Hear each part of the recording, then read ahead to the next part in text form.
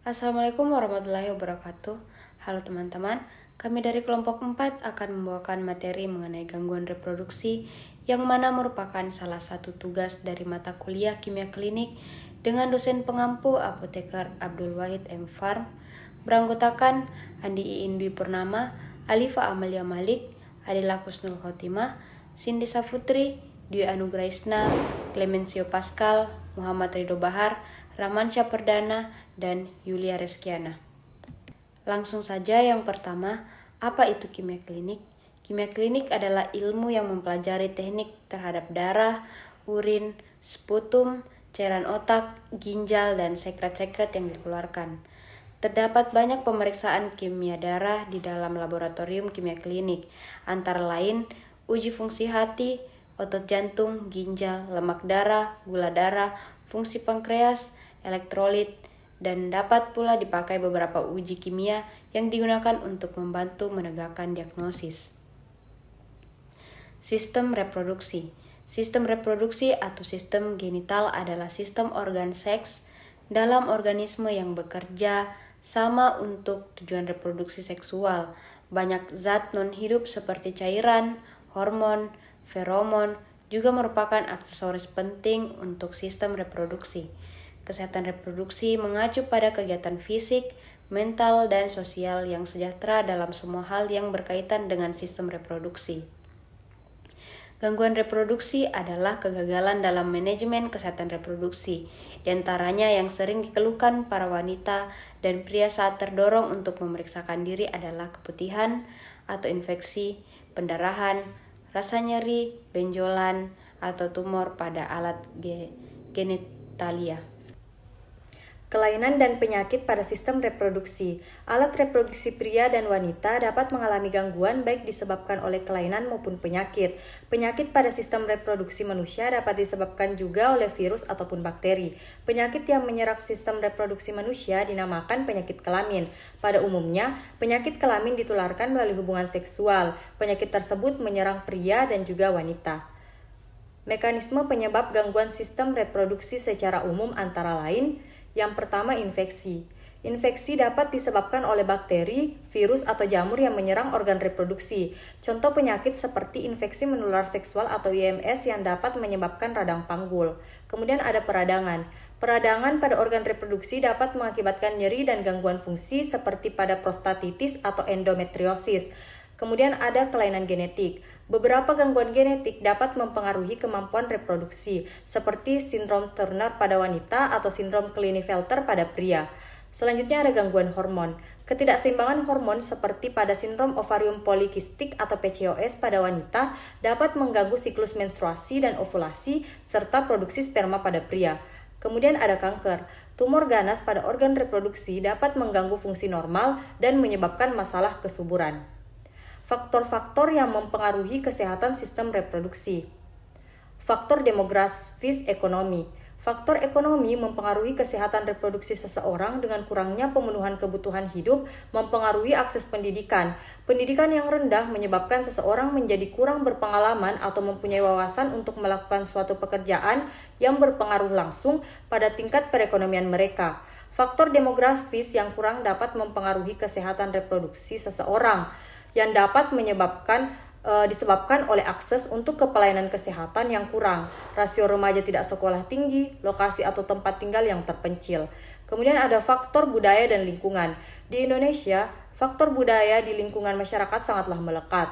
Salah satu contoh permasalahan kebudayaan adalah untuk menjadi seorang wanita yang sesungguhnya dan telah melewati proses pernikahan haruslah memiliki keturunan, atau hal ini dapat memalukan seluruh anggota keluarga. Kemudian ada faktor psikologis. Faktor psikologis dapat mempengaruhi kesehatan reproduksi seseorang. Hal ini dapat terjadi apabila seseorang memiliki ketidakseimbangan hormonal. Rasa tidak berharga wanita terhadap pria yang membeli kebebasan secara materi yang dapat menjatuhkan harga diri seseorang. Selanjutnya ada faktor biologis. Faktor biologis mencakup ketidaksempurnaan organ reproduksi atau cacat sejak lahir.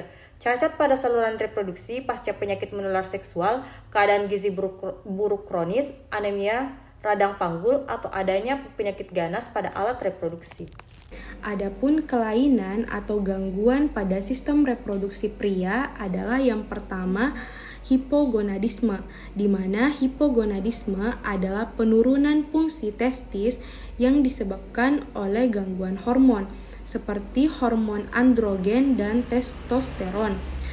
Kemudian gangguan selanjutnya adalah kriptorkidisme, di mana kriptorkidisme adalah kegagalan dari satu atau kedua testis untuk turun dari rongga abdomen ke dalam skrotum pada waktu bayi. Kemudian itu gangguan selanjutnya adalah gangguan uretritis atau infeksi saluran kencing, di mana uretritis adalah peradangan uretra dengan gejala rasa gatal pada penis dan sering buang air kecil. Kemudian itu gangguan selanjutnya adalah gangguan prostatitis atau prostatitis adalah peradangan prostat yang sering disertai dengan peradangan pada uretra. Kemudian itu ada epididimitis, di mana epididimitis ini adalah infeksi yang sering terjadi pada saluran reproduksi pria, di mana organisme penyebabnya itu adalah bakteri Escherichia coli. Kemudian itu gangguan selanjutnya adalah orkitis, di mana orkitis ini adalah peradangan pada testis yang disebabkan oleh virus parotitis, di mana jika terjadi pada pria dewasa dapat menyebabkan infertilitas. Kemudian itu ada gangguan anorkidisme, di mana gangguan anorkidisme ini adalah penyakit di mana testis itu hanya berjumlah satu atau tidak ada sama sekali. Kemudian itu gangguan hipertrofik prostat, di mana hipertrofik prostat ini adalah pembesaran kelenjar prostat yang biasanya itu terjadi pada usia lebih dari 50 tahun. Kemudian itu gangguan hernia inguinalis, di mana hernia ini merupakan protusi atau penonjolan isi rongga melalui defek atau bagian lemah dari dinding rongga yang bersangkutan.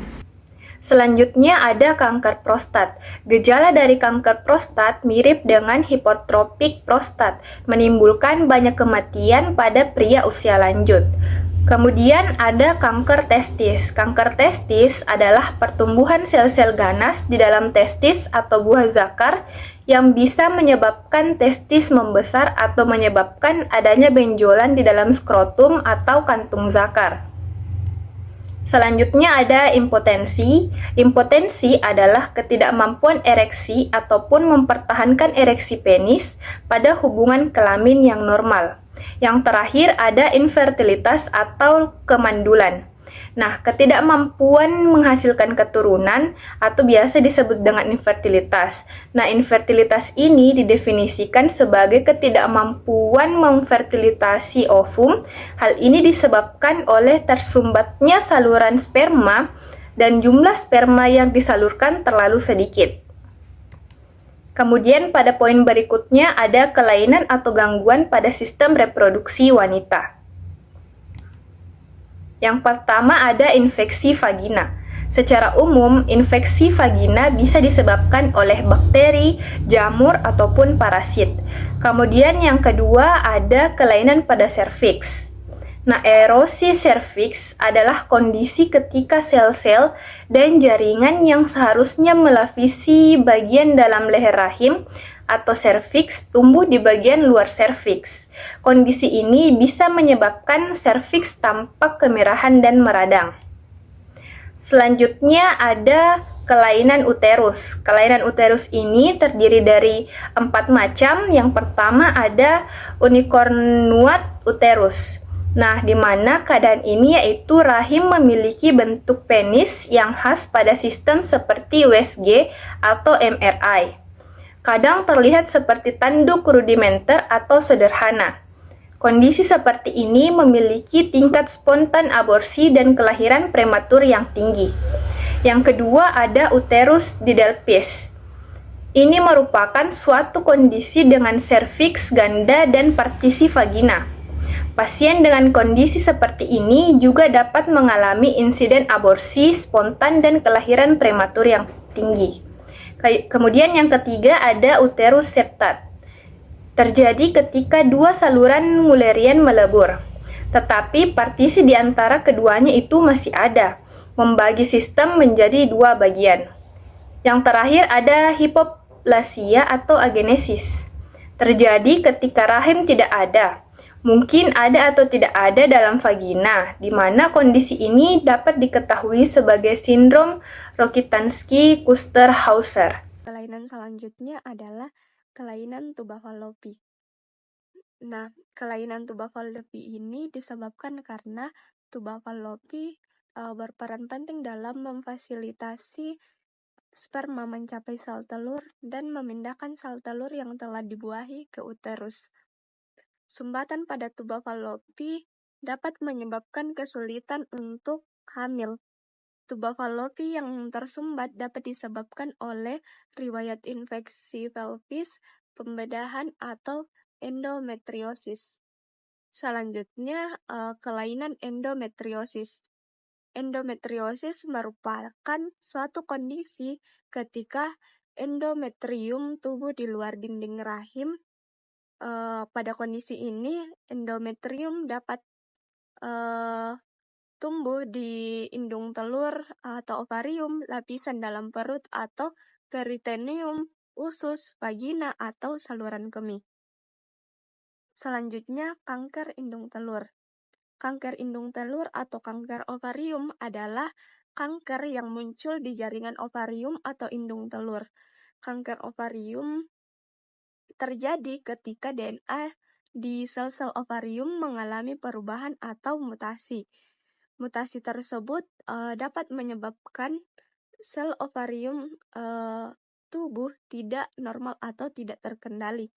Selanjutnya, kanker serviks. Kanker serviks adalah suatu jenis kanker yang menyasar ke sel-sel rahim atau leher rahim. Penyebabnya itu bermula ketika sel-sel di leher rahim berkembang secara tidak normal. Kondisi ini bisa dipicu oleh berbagai hal.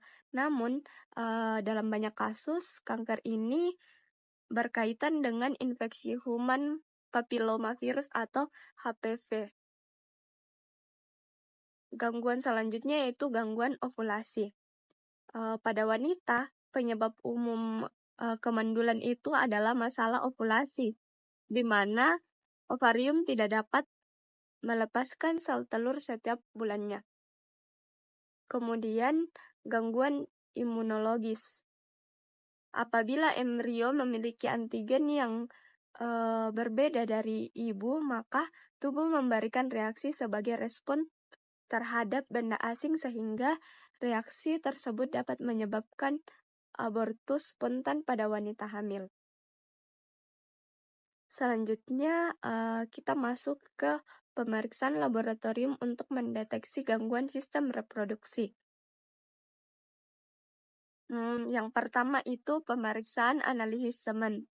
Pemeriksaan analisis semen ini merupakan pemeriksaan untuk mengetahui kualitas sperma, konsentrasi, gerakan, bentuk, dan apakah ada infeksi dalam cairan semen. Kemudian pemeriksaan laboratorium yang kedua yaitu tes hormon PSH. Tes hormon PSH merupakan pemeriksaan untuk mengetahui kualitas sel telur dan apakah otak mengirimkan sinyal hormon ke ovarium dengan lancar. Baik, selanjutnya yaitu pemeriksaan laboratorium. Yang pertama, tes urin. Pemeriksaan untuk mendeteksi penyakit seksual menular seperti chlamydia, gonore, hepatitis, sifilis, herpes, dan HIV. Yang kedua yaitu swab test atau apusan. Pemeriksaan untuk mendeteksi penyakit seksual menular dengan mengambil apusan dari organ genital. Dan yang terakhir yaitu pap smear, pemeriksaan untuk mendeteksi tanda-tanda awal kanker serviks. Baik, selanjutnya kita masuk di interpretasi hasil pemeriksaan laboratorium untuk mendeteksi gangguan sistem reproduksi. Yang pertama itu analisis semen. Analisis semen itu terbagi atas 8. Yang pertama yaitu volume semen. Normalnya 1,5 sampai 5 mili.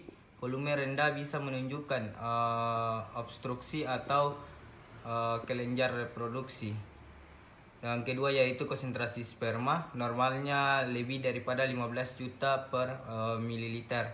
Konsentrasi rendah atau oligozospermia dapat mengurangi peluang pembuahan. Yang ketiga yaitu motilitas sperma, normalnya minimal 40% sperma bergerak baik. Motilitas rendah atau astenosospermia mengurangi kemampuan sperma mencapai sel telur. Yang keempat yaitu morfologi sperma, normalnya lebih daripada 4%, sperma berbentuk normal, bentuk abnormal dapat menghambat pembuahan. Yang kelima yaitu viabilitas sperma, normalnya di atas daripada 58%, sperma hidup. Viabilitas rendah menunjukkan masalah kualitas sperma. Yang keenam yaitu pH semen, normalnya 7,2 sampai 8,0. pH rendah atau tinggi dapat menunjukkan infeksi atau gangguan pada kelenjar prostat. Yang ketujuh yaitu frustosa, menunjukkan fungsi kelenjar vesicula seminalis. Frustosa rendah bisa mengidentifikasikan gangguan. Yang kedelapan yaitu leukosit, kehadiran sel darah putih yang banyak bisa menandakan infeksi. Selanjutnya yaitu tes urin. Yang pertama yaitu urinalisis.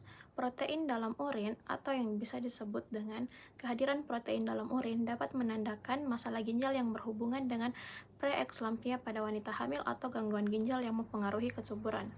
Yang kedua yaitu leukosit atau nitrit, yang itu menunjukkan infeksi saluran kemih yang bisa mempengaruhi sistem reproduksi baik pada pria maupun wanita. Yang ketiga yaitu sel darah merah atau hematuria. Kehadiran darah dalam urin dapat mengindikasikan infeksi saluran kemih atau gangguan pada sistem reproduksi, misalnya seperti gangguan pada prostat atau kelainan organ reproduksi yang lainnya. Yang kedua itu tes HCG atau Human Chorionic Gonadotropin. Jika hasilnya menandakan positif, artinya yaitu menunjukkan kehamilan. HCG digunakan untuk memverifikasi kehamilan dan juga dapat digunakan untuk mendeteksi masalah kehamilan, seperti kehamilan ektopik atau di luar rahim. Jika hasilnya negatif, jika seharusnya ada kehamilan, kadar HCG-nya itu negatif dapat menunjukkan keguguran atau masalah yang lainnya. Yang ketiga yaitu tes urin 24. Terbagi atas kadar kortisol, yaitu mengukur kadar hormon stres yang bisa mempengaruhi kesuburan. Kadar tinggi dapat menunjukkan stres kronis yang berdampak negatif pada kesuburan. Yang kedua yaitu tes hormon FSH. Pada pria terbagi atas 3, yaitu FSH normal, tinggi dengan fase FSH rendah. Yang pertama yaitu FSH normal 1,5 sampai 12 mikroayu per mili.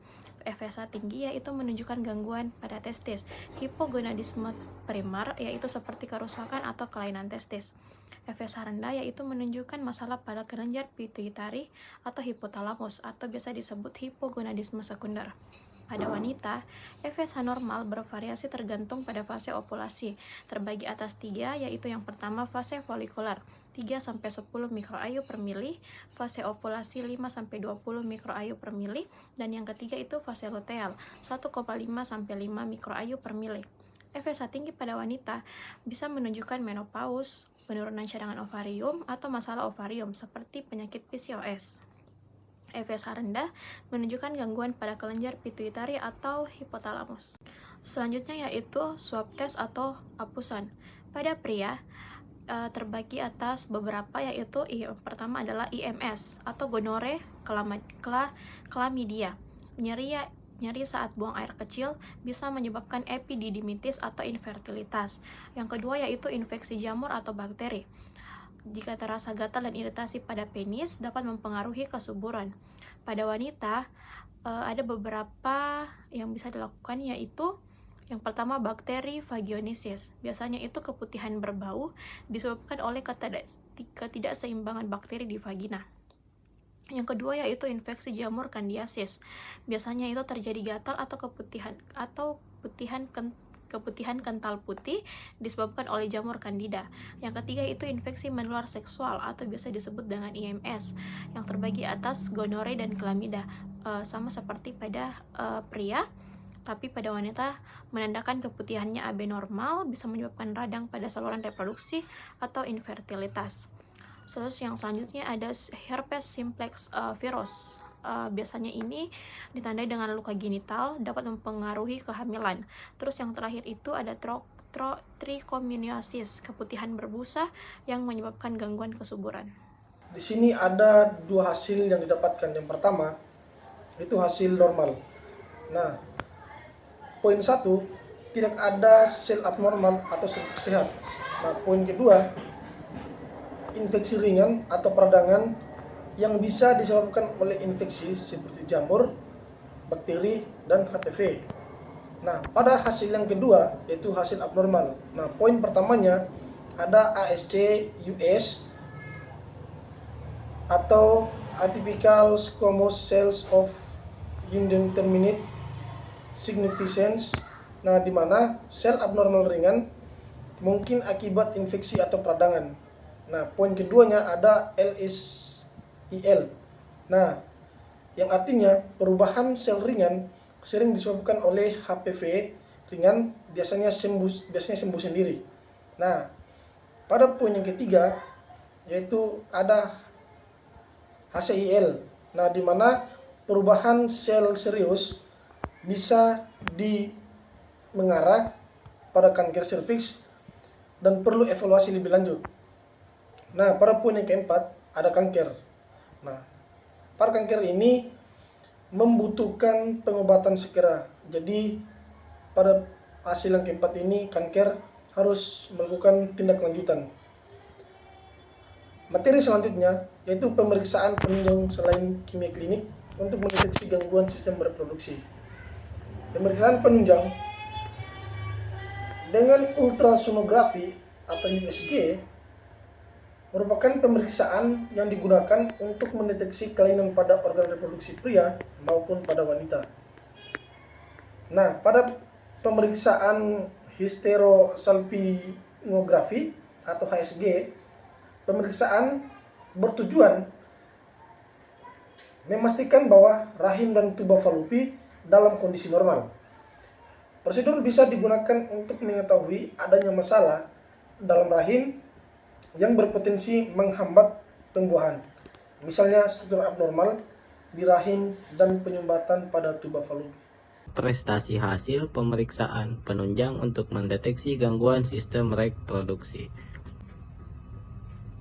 Ultrasonografi atau USG. Hasil yang dilaporkan dalam pemeriksaan USG. Yang pertama, bentuk dan ukuran organ. Apakah rahim, ovarium, atau testis berukuran normal. Yang kedua, kehadiran atau tidaknya massa, misalnya miom, kista, atau polip. Yang ketiga, struktur dan konsisten jaringan. Adanya kelainan pada jaringan rahim atau ovarium. Dan yang keempat, kehamilan. Memastikan lokasi dan usia kehamilan, apakah kehamilan dalam rahim atau ektopik. Pap smear. Secara umum, hasil pemeriksaan hysterosalpingografi yang normal adalah: yang pertama, bentuk rahim dan tuba falopi normal. Yang kedua, kondisi saluran tuba falopi tidak tergores atau terluka. Yang ketiga, pewarna mengalir dengan bebas dari uterus melalui tuba falopi dan tumpah dengan normal ke dalam perut. Yang keempat, tidak ada benda, misal perangkat KB spiral atau intrauterine device IUD, tumor dan pertumbuhan abnormal yang terlihat di dalam rahim. Hasil abnormal dari tes ini adalah: yang pertama, tuba falopi tergores, berbentuk tidak normal atau menghambat, sehingga pewarna kontras tidak mengalir melalui tuba dan tumpah ke dalam perut. Yang kedua, ada penyakit radang panggul PID dan endometriosis yang menyebabkan penyumbatan pada saluran tuba falopi. Yang ketiga, pewarna bocor melalui dinding rahim yang menunjukkan ada sobekan atau lubang pada bagian dalam rahim. Yang keempat, mungkin ada pertumbuhan massa abnormal seperti polip atau fibroid rahim. Saya kembalikan ke moderator. Itulah materi dari kelompok 4 mengenai gangguan reproduksi. Saya ucapkan terima kasih kepada teman-teman. Wassalamualaikum warahmatullahi wabarakatuh.